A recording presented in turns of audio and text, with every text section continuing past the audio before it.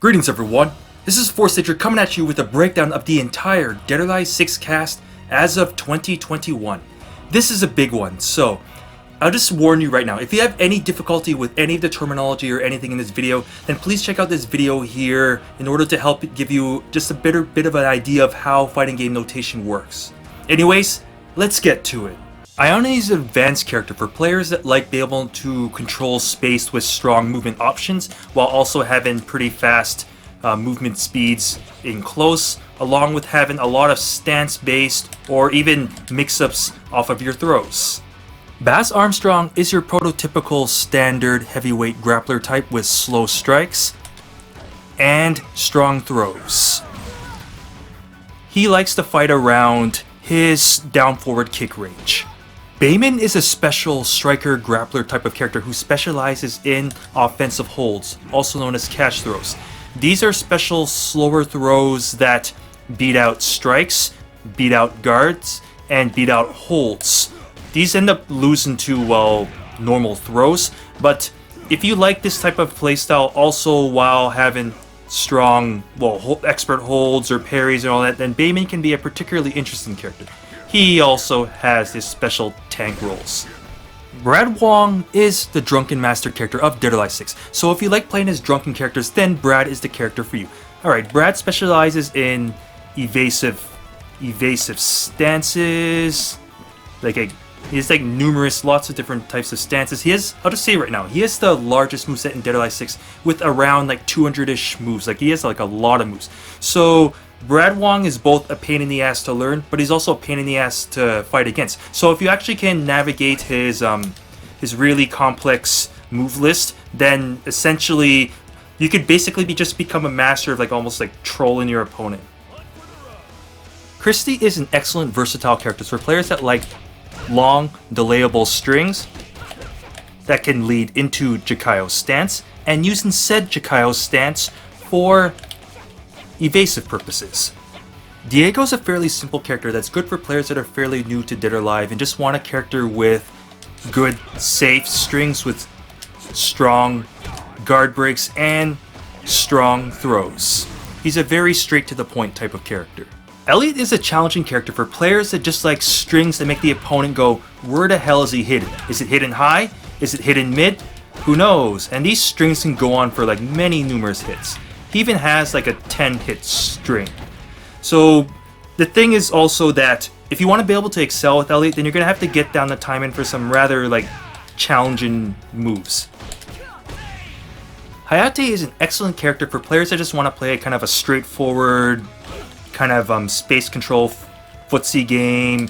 I mean, Hayate has great tools for fighting around mid to long range, just getting in on the opponent or anything like that.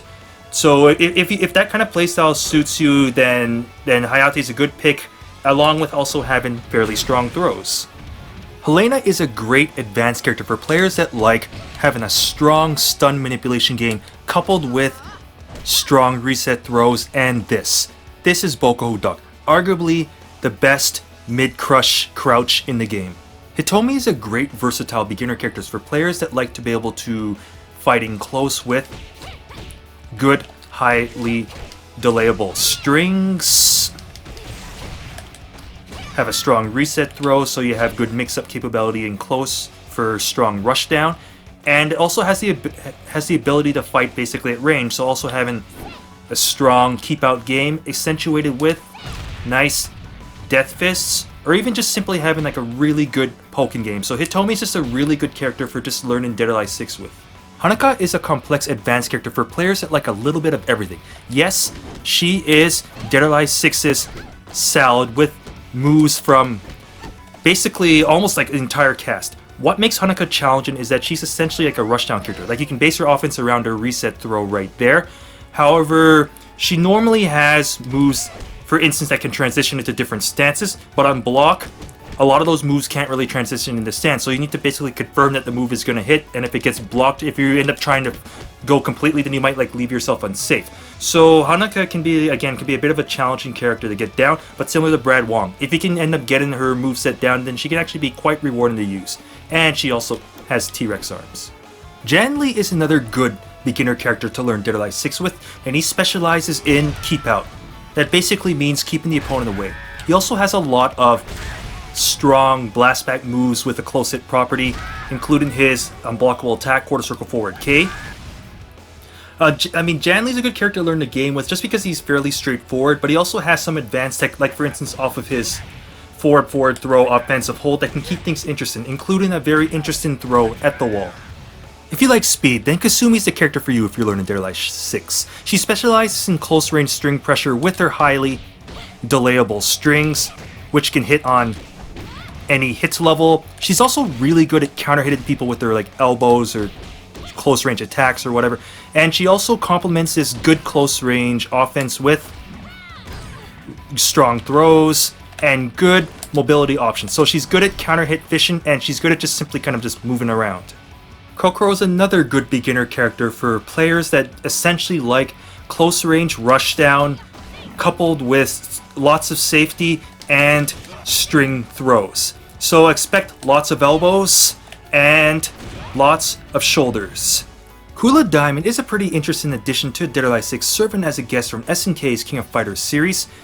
You can play Kula as a bit of a keep out zoner type character with this right here, a quarter circle forward P or her diamond breath attack right here. It has good range and it can allow you to get guaranteed follow-ups. For instance, you can do a little combo or anything like that. And you also have to kind of learn what's called special cancels off of certain moves. So if you're coming from a 2D fighter, then Kula can be a pretty interesting character for you to learn Dead or Alive 6 with.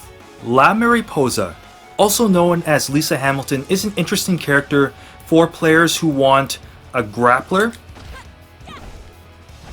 who also has great mobility and just simply has good range on her moves. So she's basically a grappler that can control space and also specializes in offensive holds, or more particularly jump-in offensive holds. Leifang is the defensive specialist in Dead or Alive 6, specializing in special holds, so basically expert holds, parries, sabakis, also called parry strikes.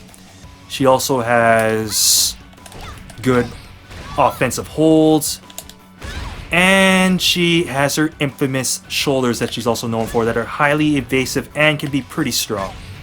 Mai Shiranui is the other guest from the SNK's King of Fighters series, and similar to Kula, she also specializes in zoning, this time with her 236p fan toss. She also has good mobility with up back P or up forward P, and she can also launch herself at her opponent, and I think that move is safe. Similar to Kasumi, she also has good string mix-up in close, which are also highly delayables. So essentially, if you want good space control and the ability also to fight competently in close, then Mai could be the ninja just for you. Murray Rose is an advanced defensive specialist for players that like to utilize her good punch parry. She has advanced holds on every hit level, and she also has a very interesting back turn offensive hold that can lead to guaranteed combos. She also can do this. And this. Mila is a striker grappler character that's good to learn Dead or Alive 6 with because her striking game is pretty straightforward and it's solid. You can play kind of a keep out around mid-range with her. Her close range striking is also strong. She has a good reset throw right here, and she also has good offensive holds courtesy of her tackle takedowns. And she also has some advanced tech courtesy of her takedowns, or more specifically the tackle feints. Momiji is a great beginner character for players that want to simply have a strong neutral game. Like Momiji's, like her pokes are great, her safety is great, her range is great, her movement is great, her whiff punishment is good. Like she has some of the best Korean backdash, great mobility options. I mean, Momiji may not necessarily be the most complex character, but for players that want to try and dominate the neutral, then Momiji is the poking character for you. NiCO is another simple character for players that want a character that has like lots of safety, strong guard breaks, a super launcher, good crush moves, great counter hitting ability in close. So basically NiCO is a great straightforward character for most players. Nyotengu is a bit of an interesting character. She operates a bit like a grappler who also happens to have like really good mobility, great zoning capability. Like for instance, her up back kick is really good. She even has a projectile, which I made is a bit gimmicky, but it does have a cancel. Also, again, like good mobility options. I mean, yeah, she is a little slow, even though she has a really good hell stab like move like so.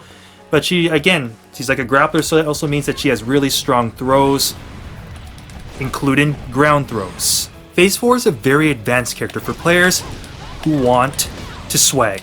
Alright, the challenge from Phase 4 comes from the sense that she essentially has like a limited neutral. Like she basically has like a gimped version of like Kasumi's neutral. She does have some good tools like her down forward P plus K P. And another thing also is that you commonly have to get used to her teleport timing. So even like during the stun game, you do have to get used to basically just using teleports, very common with her. So she just has a very unusual feel to her, but when you get that feel down, she can be really rewarding. Rachel is the beginner heavyweight character in Dead or Alive 6, who's a fairly straightforward striker grappler type character with strong throws, such as basketball. She has a stomp to discourage opponents from wanting to lie on the ground.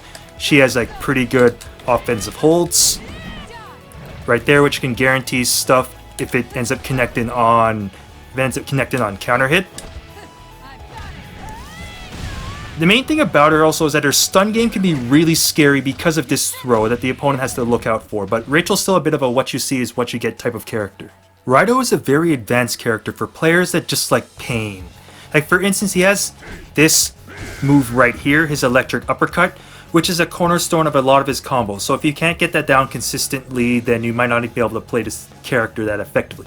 He also has arguably the worst, actually what I'm going to say, that he does have the worst movement in the game, but that is compensated for that he does have a projectile. So I mean, yeah, if you're going to be learning Raidou, you're going to have a real hard time with him. But of course, if you get it down, then it can be, you'll feel like a badass, and you'll end up being very rewarding for doing so. He can also do this.